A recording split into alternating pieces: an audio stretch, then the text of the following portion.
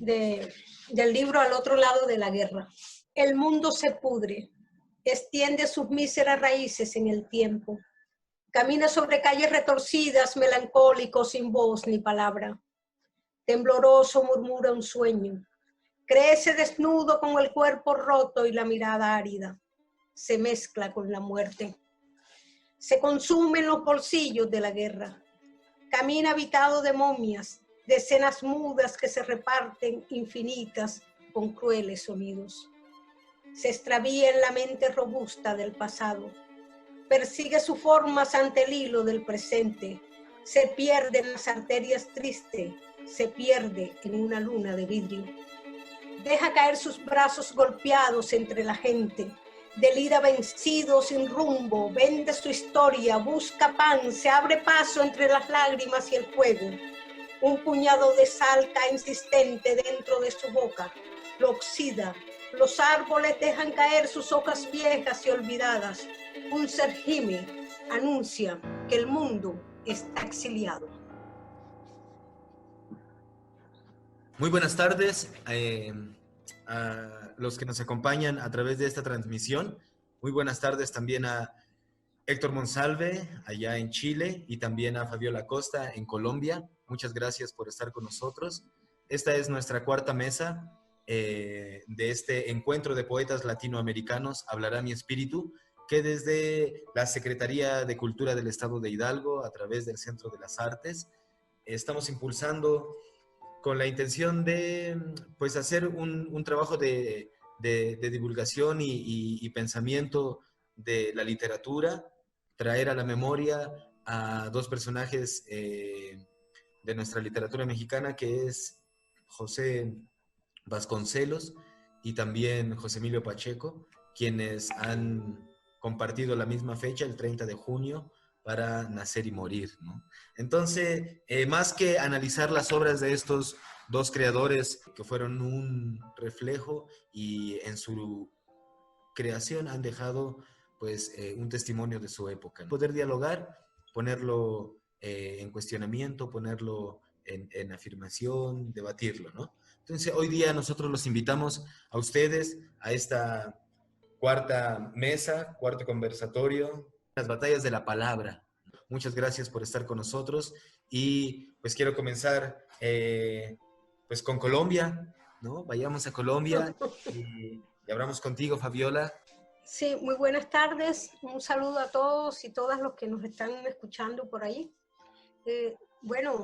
Yo diría, bueno, el poder que tiene la palabra es inmenso porque no solamente llega escrita, la palabra también puede ser oída o como lo hacen los ciegos. Mi madre es ciega y sé que por ese lado pues siempre le he leído, siempre eso ha ayudado mucho a que su mente pues también no caiga del todo.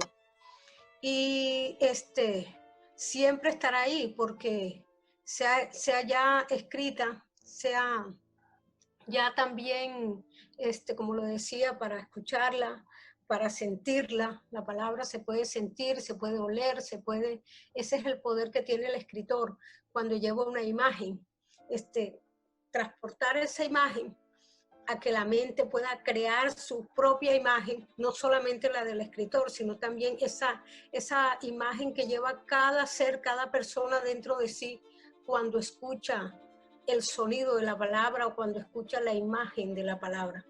Es tan grande el poder de la palabra que puede cambiar mentes, ¿ya? Puede cambiar mentes, puede cambiar todo lo que es una generación, lo que han hecho las grandes escuelas literarias, cambiaron generaciones, cambiaron pensamientos, cambiaron posiciones. Esto es el poder que tiene la palabra para mí y todas las cosas pues que vamos a tratar esta tarde. ¿Sí? Muchas gracias, Fabiola. Sí. Y Héctor, te damos la palabra. ¿Para qué sirve la poesía? Lo comprendí de pronto en Barcelona y sé ahora que mi poesía llegó tarde. Ya no servirá en Chile, no devolverá la inocencia, no encontrará a los desaparecidos. Un solo verso pudo haber evitado la masacre. Un solo verso cambia la estructura de la vida. Guzmán tiene un poema tuyo en el bolsillo. Contreras tiene un poema tuyo en el bolsillo. Pinochet tiene un poema tuyo en el bolsillo. Hasta el que te torturó se sabe de memoria un verso tuyo. Me parece muy interesante el tema de la batalla de la palabra, porque yo veo que en el fondo o debajo de ese concepto está la pregunta acerca de para qué sirve la poesía. Y me parece que la respuesta más concreta acerca de para qué sirve, tomando las palabras también de Fabiola, de cómo ha modificado generaciones, cómo va a través de la poesía, va generando algo en las personas. Me parece que hay yo identifico tres respuestas. La poesía para mí focaliza, enfoca y acerca ciertos hechos. O sea, de pronto nosotros podemos ver a una persona leyendo desde lejos, y cuando nos acercamos vemos, por ejemplo, que está llorando sobre el texto. Esa magia de acercar y focalizar, yo creo que la permite la poesía a través de las palabras. También le veo un segundo objetivo en el cuestionar, en el modificar los límites de la realidad, quizás. Ser un poquito como esta pandemia, que de pronto nos transforma toda la realidad, y se modifica todo nuestro hábito. Ahí yo recuerdo una frase de Vicente Huidobro que dice que los buenos poemas deben ser como incendios, ¿sí? O sea, que queman, lo tengo aquí, dice, los verdaderos poemas son incendios, la poesía se propaga por todas partes, iluminando sus consumaciones con estremecimientos de placer o de agonía, ¿sí? Y entonces me parece que la buena poesía debería ser un poco como esta pandemia, que nos remezca, que nos haga sentir temor o darnos cuenta de aquellas adicciones a la realidad que teníamos, y entonces finalmente nos puede modificar la forma en que vivimos. Y un tercer aspecto, yo diría, tiene que ver con el que se nombró al principio en la presentación, que es con esto de ser testimonio, permitir el registro. Creo que la palabra nos permite hablarle a las personas del futuro, ¿sí? Decirles qué pasó con nosotros, quiénes fuimos, qué hicimos, dejar un registro de nuestra época, que es algo privilegiado en el hombre. Y ahí es la gracia o la fuerza de la palabra. Todo esto mezclado un poquito con esa magia que está, por ejemplo, en el hecho de que los dos homenajeados de esta conversación, haya uno muerto y el otro nacido el mismo día. Esas cosas pasan con la poesía, me parece. Hola, Sofía, desde Costa Rica. Este poema se llama A mis abuelos. Es para mis abuelos. Número 1. Tita ya no recuerda las cosas. Anda huraña. Los años le cayeron encima y en menos de 2 semanas empezó a soñar con muertos. Les cuenta cosas, les reza un rosario, los manda a la mierda por dejarla aquí muda, como una guitarra que no pudo llorar en la entrada de la casa que se cae sin usted. 2. Dicen que lo más triste de su muerte fue ver su espalda fuerte en una cama de hospital. Dicen que ella se puso pantalones rojos para levantarle el ánimo, pero ya no había música y la fe se murió con el partido. Para mí, usted es el único camarada, aún hoy. 3. Abuelo, ¿cómo se toca la luna cuando parece una muchacha? Si la persigue por la calle y al tomar el bus en el centro. ¿Cómo se abraza a la luna cuando envejece y se queda sola, rezando en medio de las voces? 4. Estos 30 y tantos años arrugaron el corazón de mi abuela y se le rompió la memoria. Bueno, pues hace un par de años se hizo un festival internacional de poesía acá, que fue muy bonito y que venía gente de muchos países. Y en ese tiempo justamente estaba como, no sucediendo, porque siempre estaba sucediendo, lo de Siria y Palestina. Y uno de los poetas era sirio. Y él tenía un libro que era muy fuerte, porque era muy basado en su realidad. Y decía que el poeta o el escritor o el artista tenía la obligación de ser testigo de su tiempo. Yo creo que la poesía tiene que ser para nosotros o para las personas que escriben o para quien quiera, un poco un testigo de su propio tiempo, de sus propias cosas. De esa manera, pues primero se mantiene real y segundo, pues comunica. Porque cuando el poeta, ¿verdad? Nuri se llama, cuando Nuri hablaba al respecto, me acuerdo que tenía una frase de un libro que decía, el niño duerme sobre la casa y el niño no habita la casa.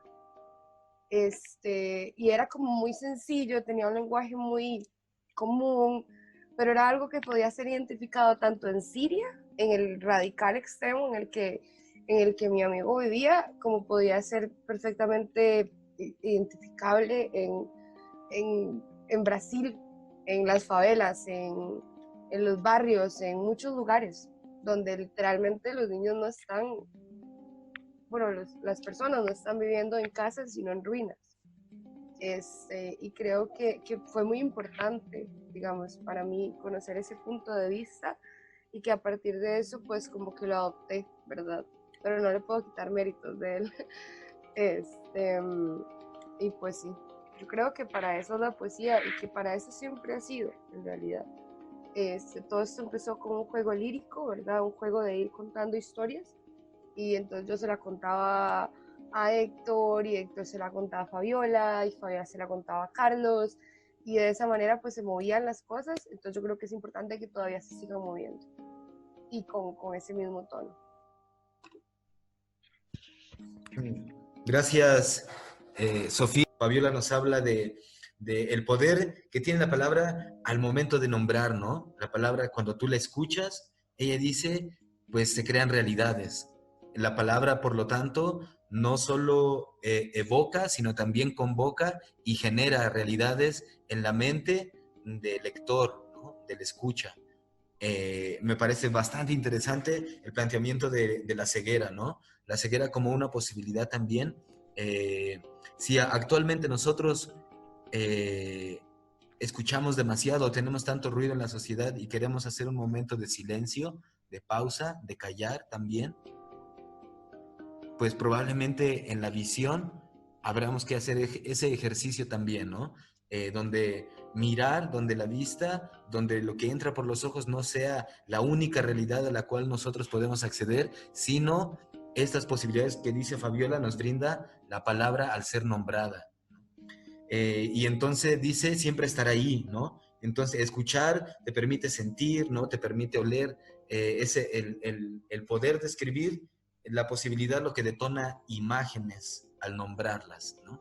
Eso me parece contundente así, realmente, ¿no? Y pues Aitor nos plantea, nos dice, ¿para qué sirve entonces la poesía, ¿no? En este momento de revuelta social, como, pues bueno, desde octubre, Chile viviendo una batalla realmente frente a frente a la violencia, ¿no?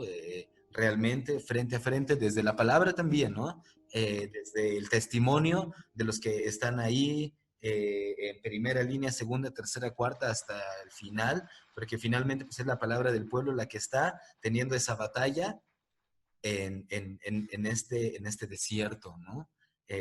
Pero él nos dice, entonces, esto lo que nos permite la poesía finalmente es focalizar esos puntos, esos lugares, estas rupturas, para desde ahí poder descubrir ciertos hechos que no podemos ver desde la lejanía, ¿no? O que si no nos acercamos a ellos desde la poesía, no, quizás no podríamos comprender o expandir, ¿no?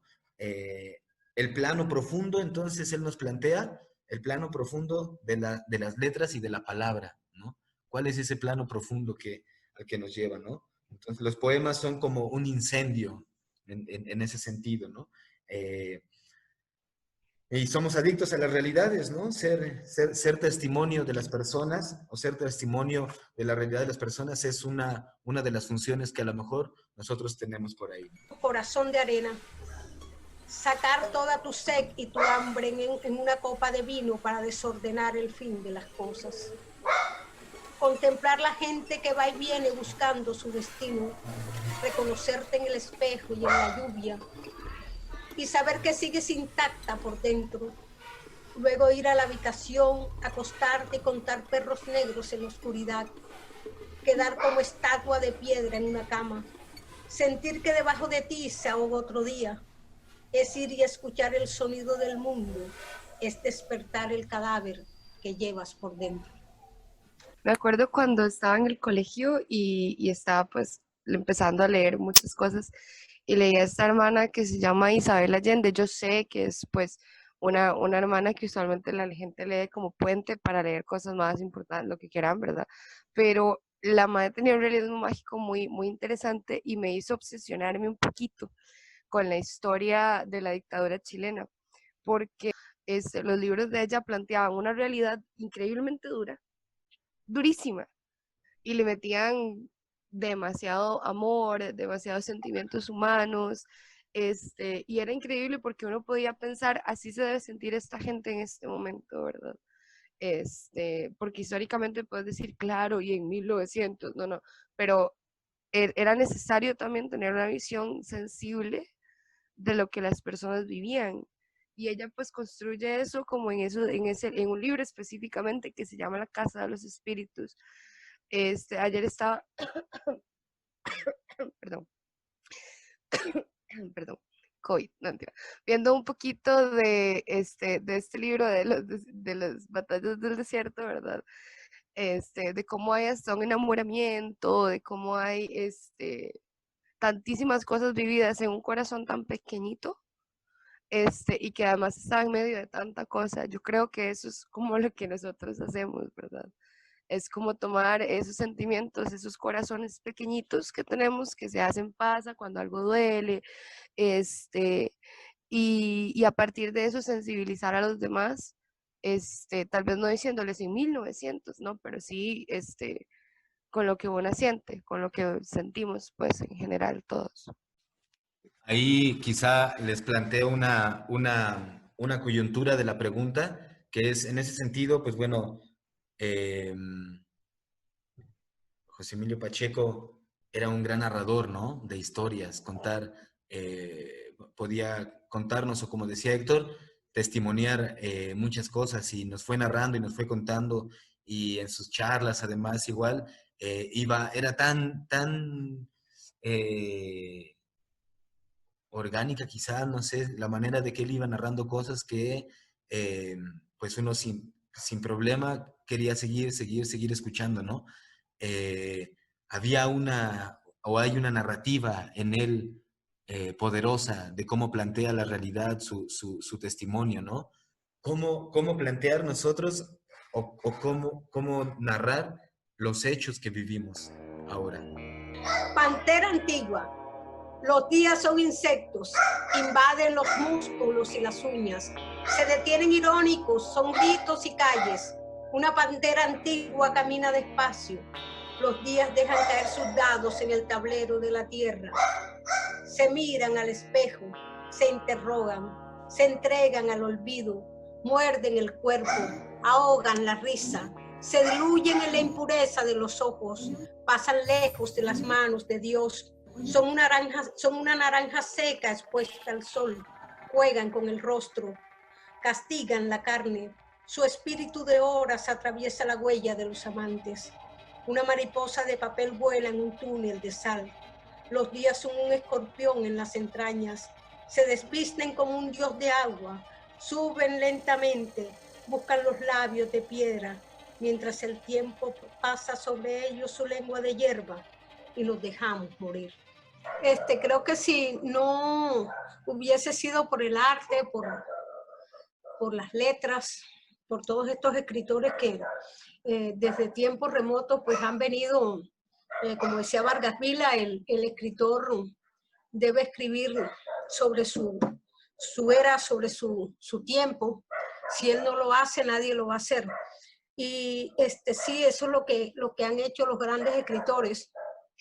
Y nos han dejado ese legado, nos han dejado esa historia, nos han dejado todos unos acontecimientos que han trascendido en generaciones, como lo decía antes, y si no hubiese sido por ellos, y si no hubiese sido en este momento por los escritores, que es una parte de lo que estamos haciendo aquí, que es lo que va a quedar en la historia, cuando vengan las otras generaciones, no van a saber en realidad cómo enfrentamos nosotros esta situación de la pandemia, cómo se ve a través de la historia cómo los escritores enfrentaron también y cómo surgieron movimientos de ahí, de esas guerras, de todas esas dictaduras, cómo surgieron esos movimientos y cómo surgieron todos esos artistas en pos de lo que estaba sucediendo.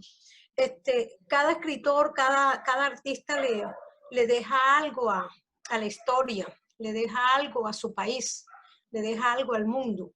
Y tiene que dejarlo de tal manera que sea como un escultor. Para mí la literatura es como una escultura, la poesía es una escultura, la cual voy poco a poco tallando para que quede la imagen. Eso hace el escritor va tallando poco a poco la historia para que le quede la imagen a la humanidad, para que le quede la imagen a todos los que vienen, que es para lo que se debe escribir, para el futuro, porque son los que nos van a adelantar. Yo, por ejemplo, soy de las escritoras que pienso que escribo para eso. A mí no me interesa si ahora me galardonan o no me galardonan, si me leen, si no me leen. A mí lo que me interesa es dejar mi legado para que sepan las generaciones que vienen más adelante qué vivimos, cómo vivía el escritor en ese momento. Por eso es que hay momentos en que hay personas que dicen, no, pero es que esta persona o tal otra no escribe oscuro, escribe esto, no, es que ya las cartas de amor y todo eso yo se las puedo mandar a mi novio por acá, por aparte, ya, se la puedo decir en la cama a mi amante, se la puedo, entonces yo no tengo por qué escribir eso en ese momento y si lo hago lo tengo que hacer como decía Rilke, es lo último que se debe hacer porque es tan delicado el amor que hay que saberlo trabajar. Y es más, escribir ya a la guerra, escribirle ya a una generación es amor, porque creemos que todo el amor es visualizado en una pareja y que de ahí es el amor y solamente eso, el amor romántico. También la guerra, escribirla es amor, porque estoy recordando a esos que murieron ahí. Estoy recordando a las víctimas, estoy recordando lo que está pasando. Estoy recordándolo a una generación que no solamente ellos estarán viviendo de pronto algo similar a nosotros, sino que ya también hubo generaciones que lo vivieron y cómo lo enfrentaron. Que a eso es lo que vamos. ¿Cómo vamos a enfrentar esta situación? Esta situación todavía estamos así, como estábamos hoy, que no sabíamos qué nos esperaba en este programa. ¿Ya? ¿Cómo íbamos? Sí, teníamos las preguntas, pero no teníamos las respuestas de pronto en nuestra mente para decir, bueno, sí, será lo correcto lo que voy a decir, será esto. Así estamos ahora con esta pandemia. Hacemos tantas cosas, uno trata de hacer pues, estos programas, tratamos de todo un poco, pero resulta que al final estamos esperando que el tiempo haga su propio tiempo, que el tiempo cure su propio tiempo. Eso es lo que estamos esperando, porque el ser humano todo está dando un poquito en cada lado. Está dando y está colocando también sus muertos, y está colocando también su vida, y está colocando también cada una de las cosas que sabe. ¿Por qué? Porque es la forma de enfrentar una situación cuando no sabemos dónde vamos a ir. No tenemos un mapa, solamente tenemos el arte en este momento. Y eso era lo que decíamos ayer. Con el arte es que podemos salir adelante. Con la escritura, con este caso la literatura, la poesía, contar la historia es lo que va a hacer que más adelante sepamos o sepan también las generaciones, y si estamos vivos también nosotros, sepamos qué fue lo que en realidad sucedió. Y ya termino con esto para decirles, no sé si a ustedes les ha pasado que ustedes escriben algo y después van y lo revisan y se dan cuenta y dicen, uy, yo escribí esto y esto. No, ver, y se siente uno como a arreglarlo, porque hay que arreglarlo, hay que purificar. Pero así nos va a pasar ahora. Nos va a pasar que vamos a hacer el recuento de todo lo que hemos hecho durante un tiempo y vamos a decir, mira, qué bien hicimos esto aquí, o hubiésemos podido hacer esto, pero no lo hicimos. Y de pronto ahí nos vamos a situar, digo yo. Pero en este momento, el artista y el escritor es el que va a sanar el mundo, es el que va a sanar el tiempo, porque de él depende esta generación y las otras generaciones. Lo que estamos haciendo ahora es un acto de amor, un acto de humanidad. Todos esto y todo lo que se haga ahora a partir de aquí. Porque la era virtual es eso. La era virtual es una herramienta que nos va a dar la forma de buscar otra forma de vida, pero también otro pensamiento que nos va a ayudar a salir adelante. Gracias, Fabiola. Bueno, a mí me concuerdo con lo que dice Fabiola y me parece que acá en Chile en particular, todo lo que sucedió antes de la pandemia, que fue el estallido social, la búsqueda de dignidad de las personas, como este grito feminista también, que aparece en las calles y que se toma todo el mundo. Todo eso yo creo que llevaba tiempo siendo escrito por poetas. ¿Sí? Había una insistencia desde la poesía a las lecturas que uno iba y escuchaba esos mismos temas, dignidad, ni una más. O sea, había un grito muy fuerte que la poesía es capaz de adelantar, me parece a mí. Eso me parece fascinante, pero también a la vez yo en lo personal creo que la poesía tiene un rol de escribir lo que no es cómodo y lo que la gente no está preparada tanto para recibir. Y entonces me parece que hoy día, en pandemia, con el estallido detrás, porque sabemos que se va a retomar, me parece que la poesía justamente tiene un rol muy importante que para mi gusto es tomar perspectiva, es tratar de mirar desde arriba, es tratar de incluso de llamar a la hermandad en momentos en que la gente lo único que quiere es a veces encontrar un enemigo.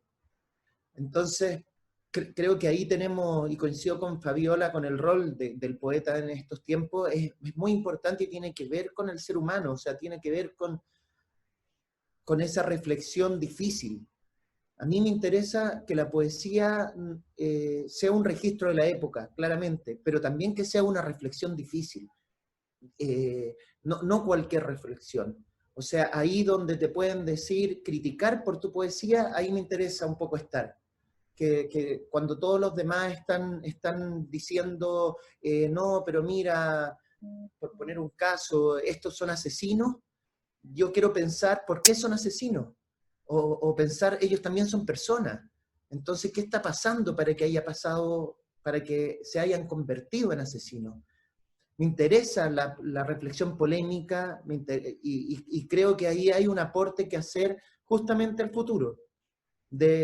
Y eso pasa a la vez por resignificar la palabra. O sea, ¿qué decimos cuando decimos dictadura?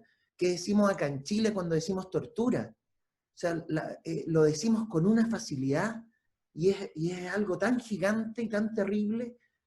¿Qué decimos ahora cuando decimos pandemia? Este ahogo que tenemos muchos, que no podemos abrazar a nuestros padres, a nuestros familiares.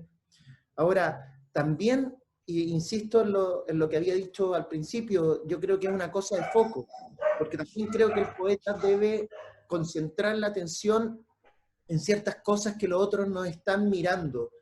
Por ejemplo, yo ayer me enteré de un camillero de una clínica que está en primera línea y llega a la casa después de mucho tiempo enfermo por el coronavirus y se recupera y salen los vecinos a aplaudirlo, ¿sí? A aplaudirlo y a gritarle, bien vecino, te salvaste. O sea, ese tipo pensó que iba a morir y llegó a la casa vivo.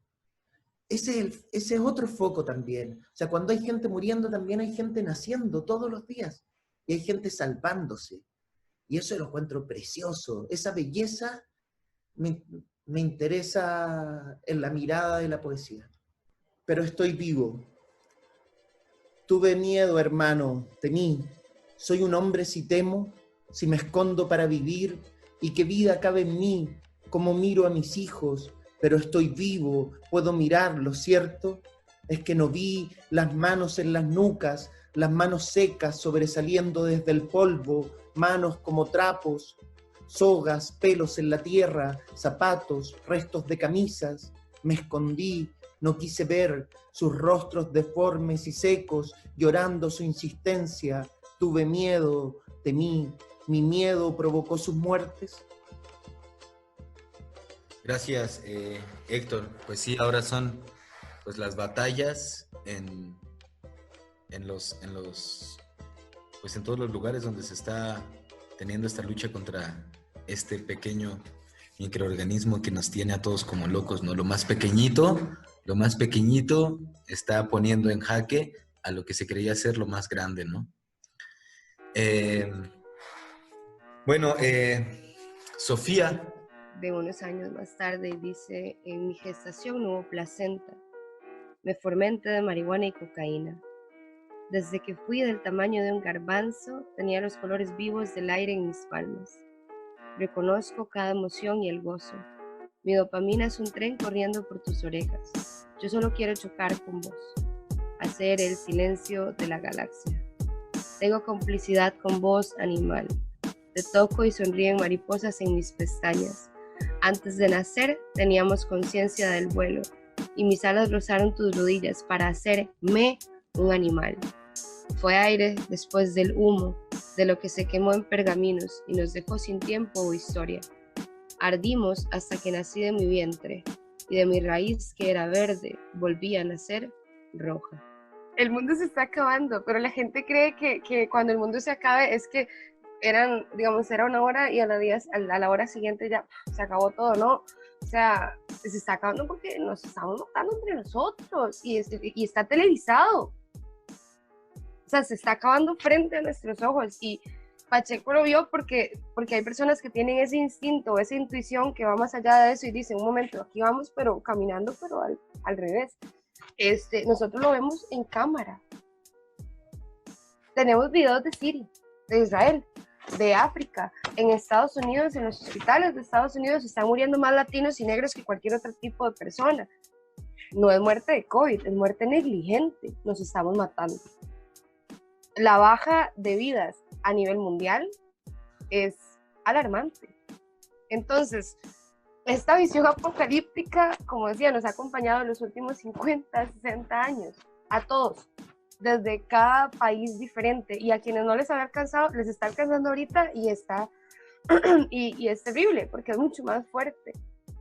Ahí es donde nosotros podemos o morirnos de dolor por la sensibilidad que tenemos, o empezar a escribir acerca de lo que nos pasa para poder lidiar con ello. Ciudad olvidada. Lo que ves no es mi ciudad desteñida, no son mis aguas derramadas, no son mis silencios, no son mis guerras, no son mis cenizas.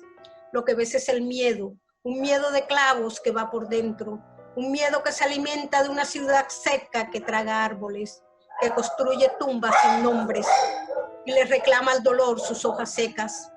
Lo que ves es el tiempo vencido, petrificado y fatigado en un cuerpo recogiéndose en la garganta. Lo que ves es tu sangre vestida de hielo, testigo solitaria de tu indiferencia. Yo creo que hay demasiadas herramientas de difusión. Debido a esta situación del COVID, un montón de compañías de diferentes colectivos empezaron a hacer estos recitales, además maratónicos, ¿verdad? de Instagram Live. Tengo amigos comediantes que hacen exactamente lo mismo y de esa manera también apoyan pues esa campaña para que la gente no salga corriendo de sus casas y dejen siluetas de sus sombras en las puertas. Sino que, o sea, esos medios de difusión que también son parte de una globalización y este mundo virtual, los estamos usando un poquito a nuestro favor para poder como comentar. Yo estoy como en tres talleres literarios que se hacen así por este medio.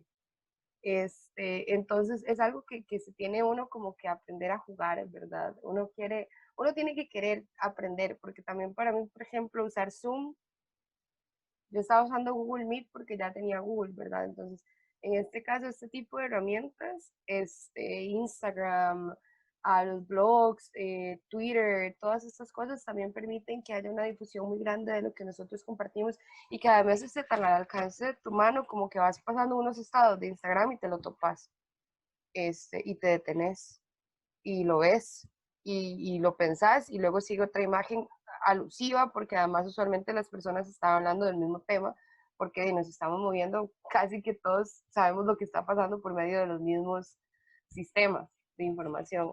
Entonces, creo que lo podemos lograr. Que podemos seguir como difundiéndonos y leyendo a los otros, que también es muy importante. Porque no es lo mismo que lo que escribo yo, Sofía, que vivo acá en San José Centro y que todo aquí es súper centrado pues a San José, a lo que está viviendo una persona en Guanacaste, que es como la parte norte que pega con Nicaragua, y que es muy duro, ¿verdad?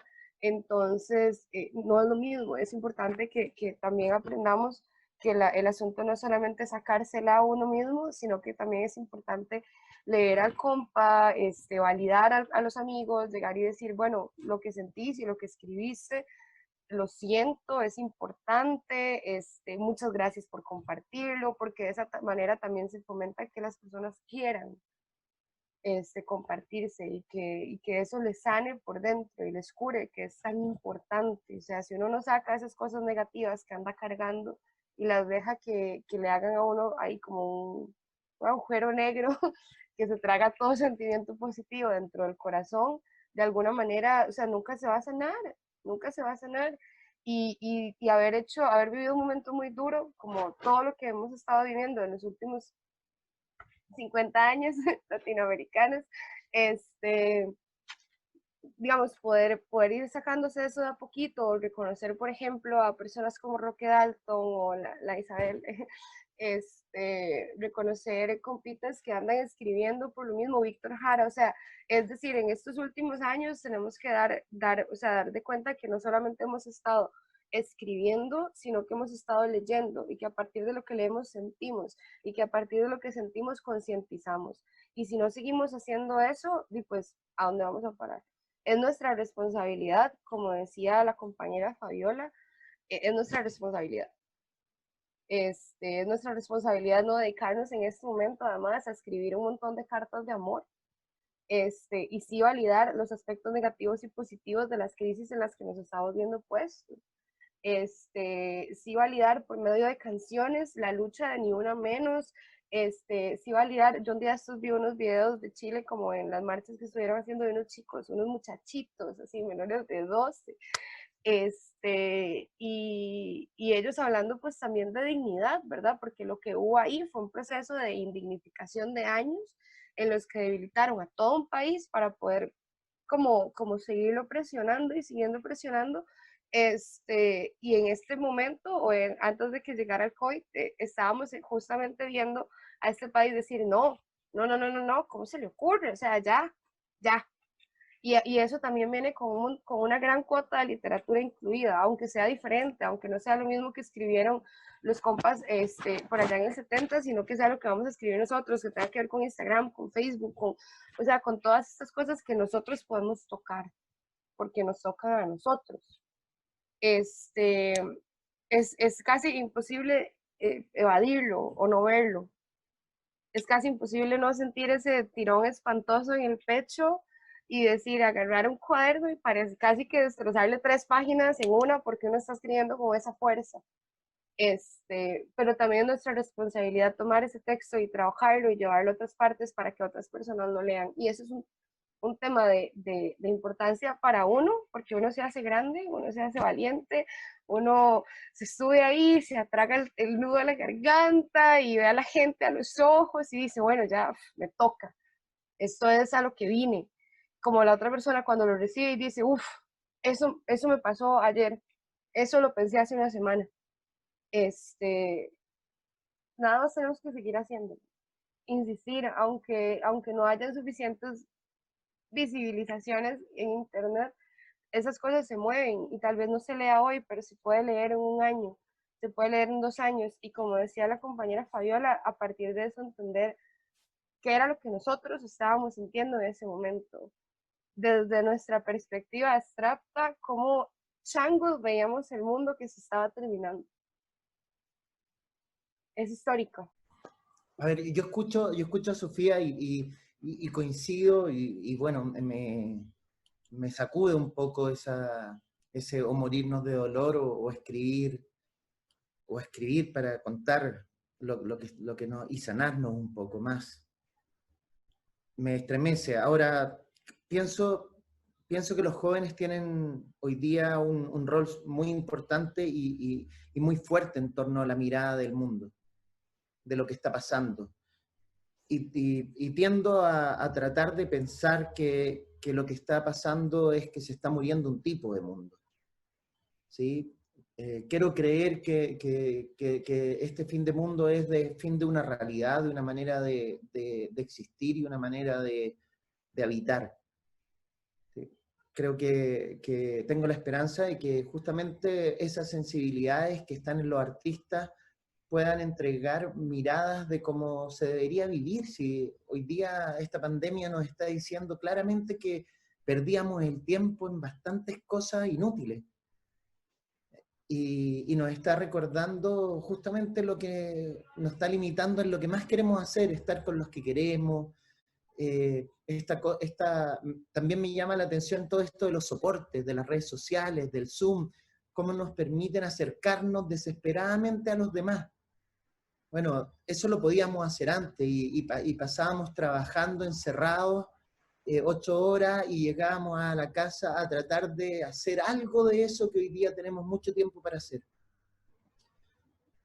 Y yo creo que es por algo está pasando. Entonces, eso, me gustaría pensar que hay una esperanza en que esto se modifique justamente porque lo estamos viendo. O sea, una de las tareas antes de sanarte es ver tu enfermedad. Un trabajo igual arduo para los jóvenes que también de alguna forma pues están generando cierto movimiento también desde la palabra, ¿no? Hace rato ustedes comentaban de la importancia de que la palabra se mueva. Parece ser que Fabiola hablaba, ¿no? De esta importancia de que la palabra esté moviéndose, ¿no? Sea, por así decirlo, nómada, ¿no? Y que esté recorriendo y atravesando las fronteras, la palabra que sí lo logra, que sí lo puede, cuando actualmente quizá las fronteras es más difícil atravesarlas, ¿no? O donde hay cada vez más obstáculos para poder acceder a otros territorios, pues finalmente la palabra viaja, ¿no? Igual recuerdo una frase de Alejandra Pizarnik que decía así justo, ¿no? La palabra sana, ¿no? Y sí, ciertamente, ¿no? Si hay un momento donde hay que generar un testimonio, es muy importante el testimonio, pero también es muy importante, pues a lo mejor ese poder sanador de la palabra, ¿no? Otra posibilidad que también puede abrir o tener una gran beta en este momento, ¿no? No, dice la maestra Fabiola, olvídense de las cartas de amor, ¿no? Que no es el amor a la pareja lo que importa en este momento, sino el amor a la humanidad. Y dice entonces, eso no importa, Héctor dices, y lo que importa sí es testimoniar, sí dejar un testimonio y además crítico, ¿no? Intentar analizar el momento, la situación para poder generar un testimonio, pues profundo, ¿no? Ahí ciertamente hay una función más, ¿no? Que puede ser esta, la de sanar, ¿no? Generar posibles vínculos entre la palabra y el bienestar, ¿no? Es complejo también, ¿no? Actualmente pienso en el uso de las palabras y, pues no sé, yo escucho hablar a jóvenes a veces también acá en México y el 80% de las palabras que utilizan son groserías, ¿no? O palabras altisonantes, ¿no? Para hacer una frase, ¿no? En la, por así decirlo, en la escritura popular, ¿no? A través de la música, ¿no? Que es una gran forma de hacer llegar letras, palabras a la gente. Pues bueno, tenemos ahí por ese lado todo el discurso que viene desde estas nuevas formas de música, ¿no? Donde pues las incitaciones a la violencia o a otras cuestiones, pues van generando o sea, van de alguna manera programando a la gente, ¿no?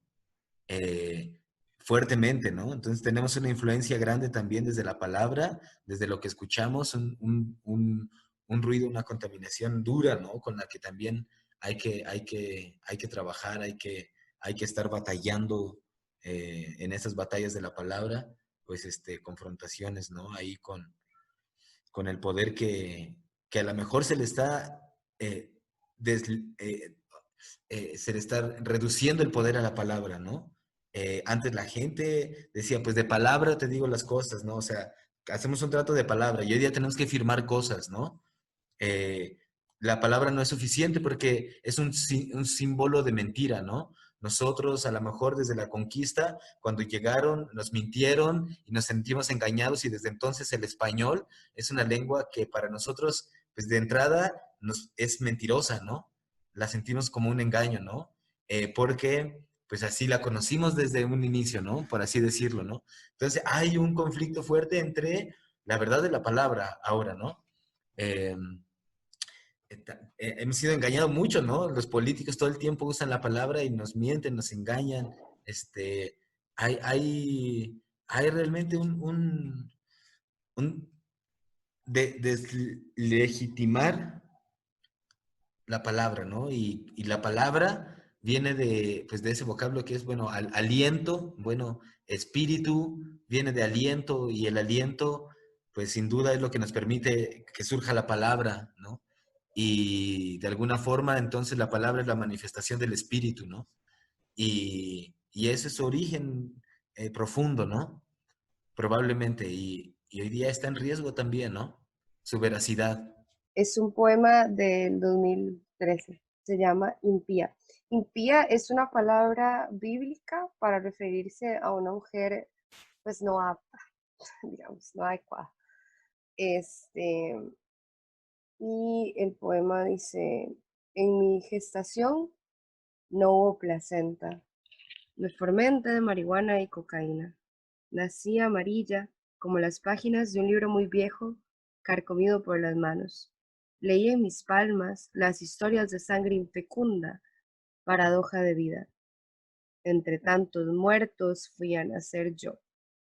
Y me niego, porque es injusto y hasta insultante que ahora un Dios tome méritos de una vida en la que Él ha sido un perfecto incompetente. Nada más era para decir que dentro de esas corrientes también de gente muy joven hay un modelo diferente que se llama rap, que por sus siglas es Revolución y Poesía, Revolution and Poetry, y que dentro de eso, ¿verdad? Es un prisma, ¿verdad? Hay lados positivos, negativos, pero también dentro de ese tipo de género y con ese tipo de vocabulario y de personas que no han leído tanto, hay una visión muy tuanis también, digo, muy buena, muy buena de la vida, digamos, hay visibilización de problemas sociales y de cada país diferente y entre ellos hacen colaboraciones y es algo muy amplio y también a veces a mí me sirvió después de haber desde los 16 hasta los 22, 23, haber solo leído libros y solo estado como en grupos muy cerrados y darme cuenta de lo elitista que era todo este movimiento poético, me sirvió mucho y me refrescó como ir a meterme un ratito ahí y un ratito a comedia. Eh, es subirse a un escenario a que se rían de vos o a que te abucheen Así que el ego desaparece, ¿verdad? Tenés que tener las gavetas en tu cabeza organizadas en terminaciones y temas y un montón de cosas. Y, o sea, y es muy rico, ¿me entendés? Pero obviamente tiene sus prismas. Entonces, tal vez sea como bueno, como a veces, a pesar de que haya como ciertos vocabularios que son un poquito sacados de tono, como sumergirse un poquito ahí. Es un buen ejercicio de salirse de la zona de confort, un poco. La herida bajo los escombros, inmortalidad. Digo infancia y atravieso como el sol al otro lado. La luz se filtra en el cuerpo, lanza su jadeo de tiempo. Habitaciones abren sus puertas. En el fondo aparece la abuela con el mediodía en los ojos. Digo infancia y nos sumergimos y nos consumimos en aquella tierra donde se encienden las fiestas, con las voces que vuelan por el patio como pájaros. Un olor a dulce se reparte en la luz de los espejos. Y los espejos son los recuerdos que se extienden en este corazón de agujeros y grietas. Dan un salto en el tiempo y me hacen inmortal. Yo creo sí lo que dice Sofía, bueno, el rap sí, muy bueno, todo. A mí me gusta mucho el rap, me gusta mucho el rock, el reggae. Por cierto, tengo un encuentro ahorita de el ghetto, el reggae, ahorita nos vamos a encontrar. Y lo que se refiere, Carlos, de pronto que también lo he visto, es en la poesía, por ejemplo, hay jóvenes que colocan unas palabras groseras que no tienen nada que ver con el poema, no tienen... Entonces yo digo, ¿yo para qué vine a escuchar este recital? Si las groserías las puedo pararme en una esquina, me voy por allá a una esquina y puedo escuchar todas las groserías del mundo. Entonces, ya lo que cuando uno escribe, uno tiene que saber que la palabra tiene que tener el poder de atraer al otro. No esa forma grotesca, y ya escribir poesía es otra cosa, ya es embellecer el lenguaje. Es el lenguaje, hacerlo ritmo, hacerlo melodía, pero una melodía que pueda trascender. Y a la melodía no me refiero a esa melodía bobalicona, no, porque yo soy amante de la fuerza, yo soy amante de todos estos lenguajes fuertes, pero no esa vulgaridad. Nosotros no podemos caer en esa vulgaridad, en la patanería de la total vulgaridad, porque eso lo podemos escuchar en cualquier lado. Entonces eso es entrelazar palabras vulgares una detrás de la otra. He escuchado raperos buenísimos, buenísimos, con una fuerza de la palabra que traen todo sin necesidad de vulgarizarse, sino que dicen todo lo que en realidad llevan, ese tormento que llevan por dentro estos jóvenes y lo dicen de tal manera que uno queda impresionado y uno dice, ¿cómo puede este joven pues hacerlo de esta manera tan fácil? Porque esa es otra cosa. Tampoco es rebuscar palabras. La poesía no es de rebuscar palabras. Lo más simple, es lo más, entre más simples seamos, vamos a llegar más rápido a las personas, a ese espíritu. Si se está hablando del espíritu de la palabra, vamos a llegar al otro. Es la forma de llegar al otro. Entonces cada uno yo creo que tiene también ese lenguaje, tiene ese ritmo para llegar al otro, tiene esa especialidad que es lo que hace a cada escritor. Pero ya hasta para eso hay que tener experiencia. Cuando uno, por ejemplo, García Márquez, y lo traigo a relucir, utiliza la palabra mierda en sus libros, la sabe utilizar, sabe por qué la está utilizando, pero no la dice por decirla. Eso va entrelazado porque eso viene entrelazado en el lenguaje con una cantidad de palabras que uno termina diciendo ese mierda de tal manera y de tal forma que se lo cree. Entonces, eso es lo que tenemos que llegar, a que la palabra sea creíble, no decir y ensartar palabras vulgares porque ya es que yo soy joven, es que yo esto, que yo soy rebelde, es que yo... La rebeldía no es eso, la rebeldía es otra cosa. La rebeldía es decirle al otro lo que de pronto ni siquiera ha visto. Yo me acuerdo una vez que mi hija se estaban inaugurando un monumento aquí, y cuando eso mi hija comenzaba en la poesía, que es Fadir Delgado, ella la invitan para que el alcalde y todos que iban a inaugurar el monumento aquí principal de la ciudad.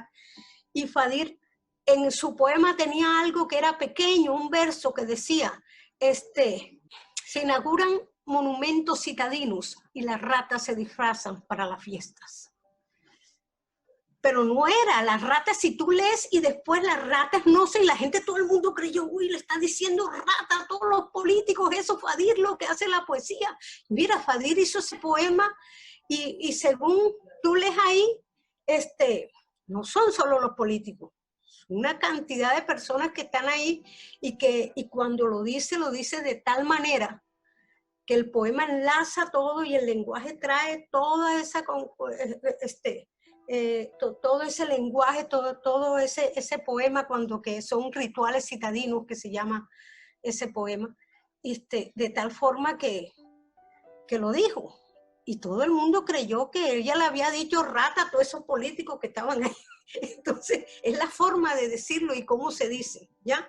Entonces, a veces pienso que uno tiene que ser muy como metódico, porque eso es lo que tiene el poder de la poesía, es ese, el poder de la palabra es ese, que podemos ver donde otros no ven. Decir las cosas que otros no se atreverían a decir, nosotros las sabemos vestir.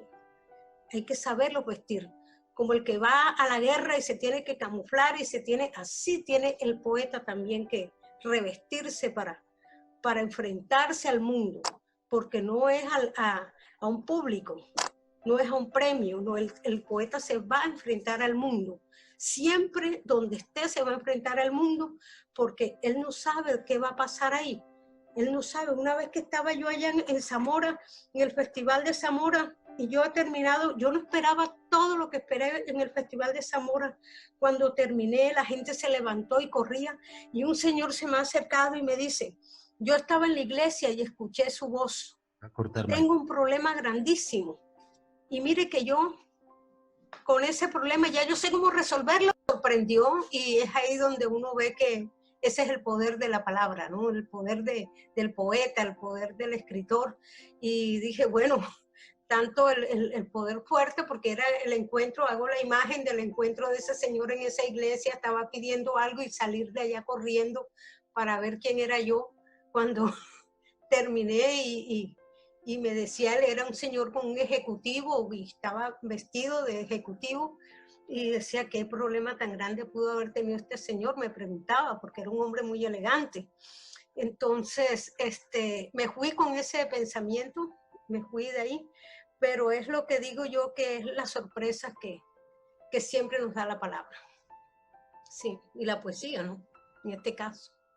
Creo que cada uno de nosotros hemos tenido de pronto un encuentro de eso que a veces, como dice Fadir, lo que dice el poeta a veces no nos creen, pero sí nos pasan unas historias que yo creo, uno cree que le pueden pasar a todo el mundo, y es mentira, le pasan a uno. Y gente que le dirá a uno, qué mentiroso, qué mentirosa es esta, y uno cuenta sus historias de la forma más tranquila y dice, no, ¿qué? Sí, las cosas que le pasan a los poetas son sorprendentes. Eso del libro sí, físico, que es la pregunta que siempre nos hacemos, y las editoriales y todo esto, ¿verdad?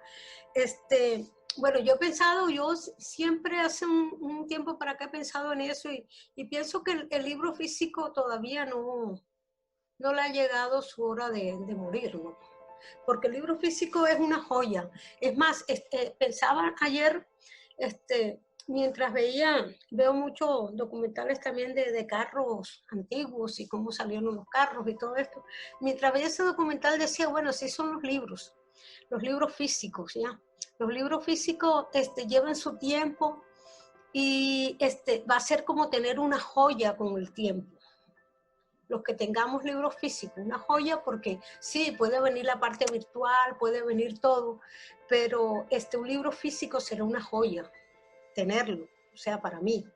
Y pienso que sí, lo que va a haber son dos encuentros.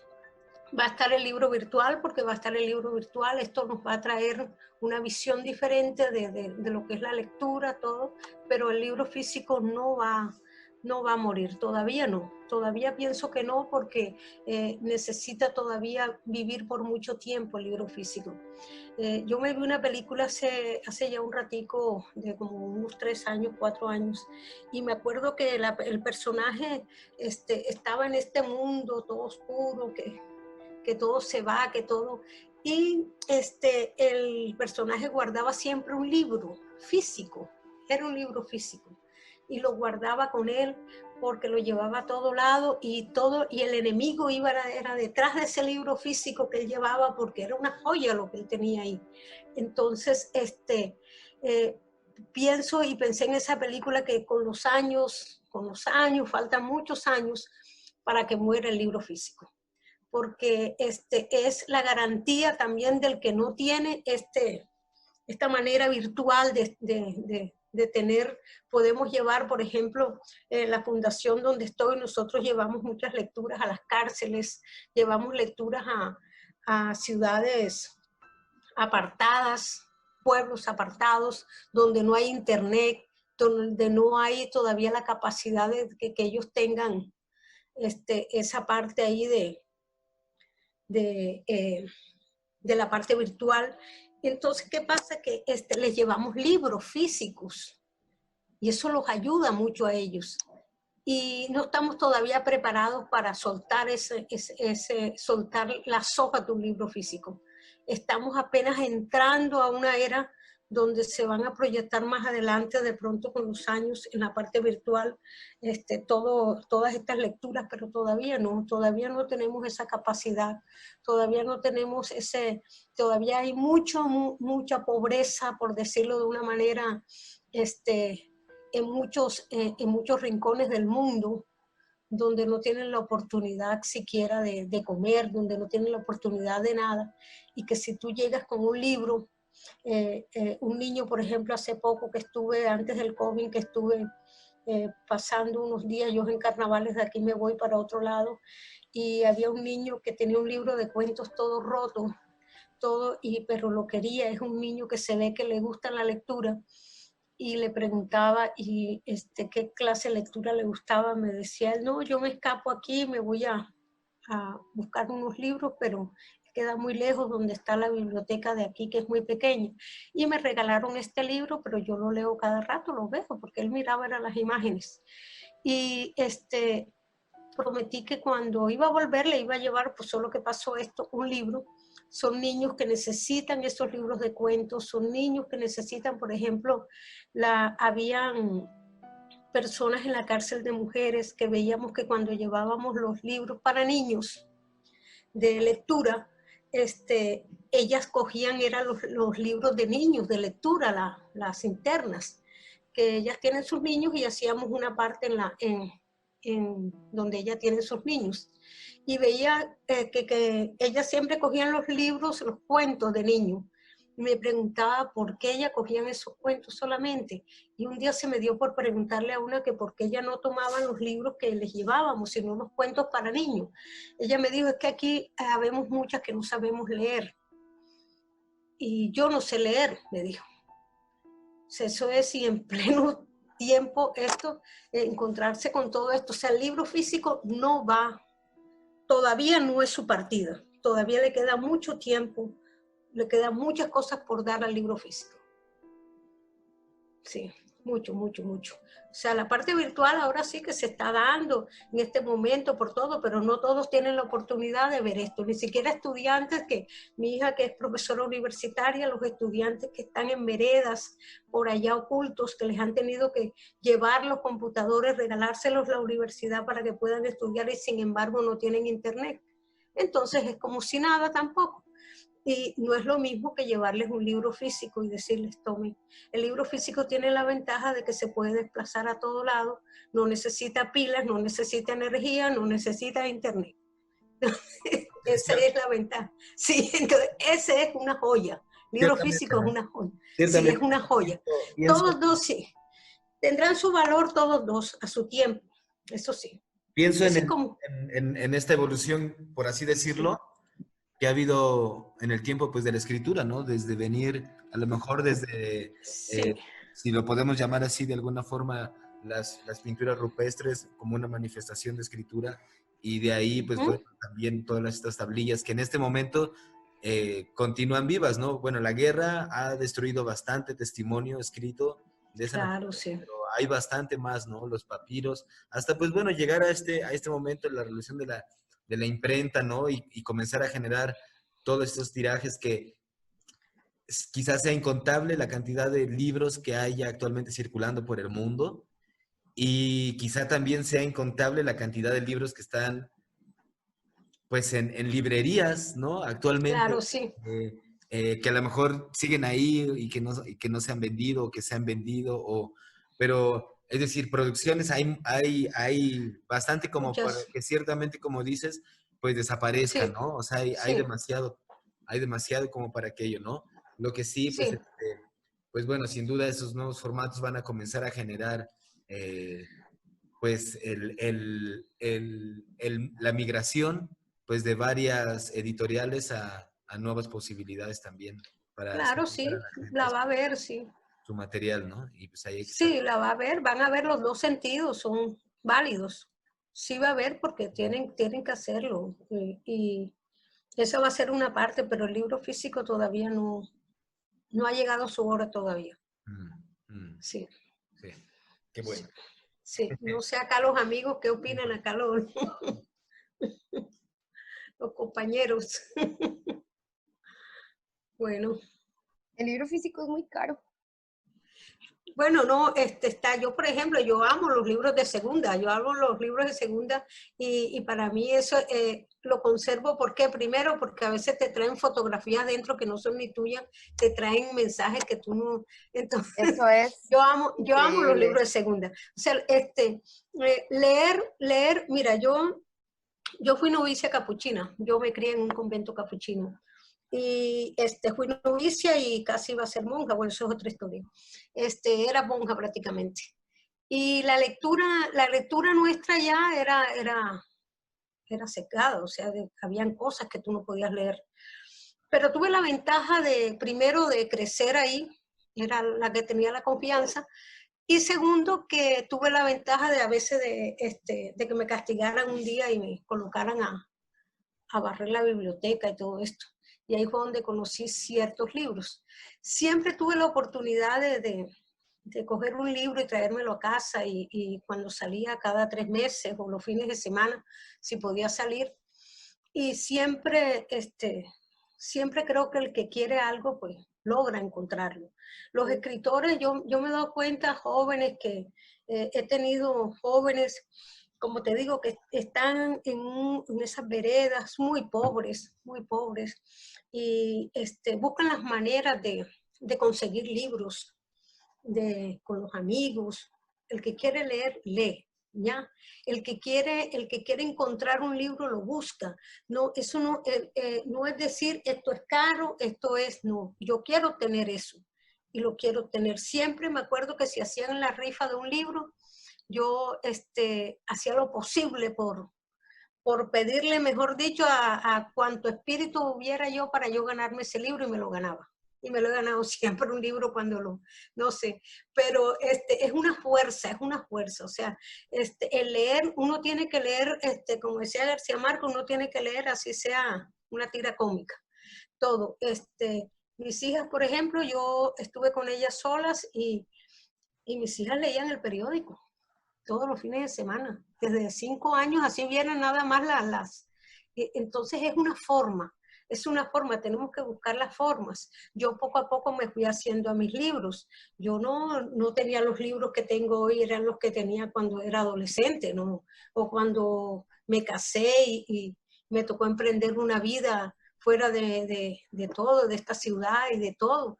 Entonces, aprendí a obtener las cosas de la mejor manera, ¿sí? Y los libros usados son unas joyas, a mí me fascina, he encontrado unas joyas y ahí están, y los he conseguido poco a poco, como consigo mis libros también en una librería, como los consigo ya y si veo que no lo encuentro, lo busco allá, pero es la forma, cada uno se idea como su forma, con los amigos, con su forma para leer. Eso es una forma, pero tenemos que siempre estar al tanto de la lectura, estar al tanto de, ya sea virtual, ya no sé, yo si no veo un libro, yo lo busco virtual, así sea un poquito que yo lea y ya yo sé que más o menos el libro me quiere decir. Pero es una forma, porque hoy en día hay bastantes formas, pero no sé, no, yo respeto mucho eso. El decir de que los libros sí están caros, es verdad, eso, los libros están caros. Y en una parte creo que más que otra. Está más caro en una parte. Es más caro un libro en la librería internacional que 3 botellas de vino. Figúrate, entonces, en esa manera, claro, esa manera también es una forma también de obstaculizar la lectura a las personas. Ya si vamos ahí, si vamos a hablar pues de esa parte social, de esa parte que no ayuda tampoco a la lectura. Porque uno sí, puede mover los libros, sí, que consigue una compra y venta, pero seamos sí, honestas, yo voy a la librería internacional y yo quiero comprarme ese ejemplar hermoso, tapadura de Orgullo y Prejuicio de Jane Austen, porque uno quiere tener los clásicos claro, en su biblioteca, o sea, uno una quiere, joya. exacto, uno quiere. Entonces me he podido comprar algunos así, pero debo admitir que hasta chicha me dio. Entonces Sí, uno sí, se queda sí, como, ¿cómo es posible que me lo hagan tan difícil? O sea, yo tengo que claro. pagar renta, no sean así. O sea, no. Sí, sí, son formas que hay también de obstaculizar la lectura de la parte ya social, ahí sí, pero uno tiene que ingeniarse ahí como, bueno, ya para leer, porque ya que uno lo quiera tener, sí, en la pasta dura, ya eso, ya sí, pero para leer, me refiero a la parte de la lectura, ya tenerlo, ya sí, ya hoy en día yo sí puedo tener algunos libros, pero anteriormente yo me acuerdo, mis libros o los iba a la biblioteca o tenía que mirar cómo los compraba o cómo hacía, porque tenía 2 hijas también y de sacarlas adelante, tenía una casa, tenía que mirar qué hacía. Entonces era otra lectura. Pero ya hoy en día sí, tengo mis libros conforme yo quiero tenerlos, porque todo tiene su tiempo también, todos vamos, el escritor va como con una escalera, va subiendo, va mirando su forma de vida, ya como escritor, y va haciendo de su vida lo que él quiere. Eso sí trasciende, el que quiere trascender. Trasciende y se acuerda después cuando estaba ya, anda, ya me acordé con ellos. Pero sí, Héctor, la lectura es importante en todos los ámbitos. La lectura es lo que recomendaría yo para todos los jóvenes, para todas las personas. La lectura sin lectura es como no tener sangre, ¿ya? Esa es la sangre. Somos los vampiros de la palabra. Y la sangre es la lectura. Sí, eso es. Gracias, gracias Sí, Fabiola. sí, Gracias igual, sí. Sofía, Héctor. Tanto dolor, dices, tanta tortura, tanta muerte, no puedes escribirlo en un poema. Fueron salvajes, crueles, cuentas, no eran humanos. Ahí también entendí que yo era capaz de hacer lo mismo. Deberían cambiar todo, piensas, el lenguaje, la bandera, la constitución, el nombre de este país, porque fue gente de esta tierra, fuimos nosotros, somos nosotros los terribles.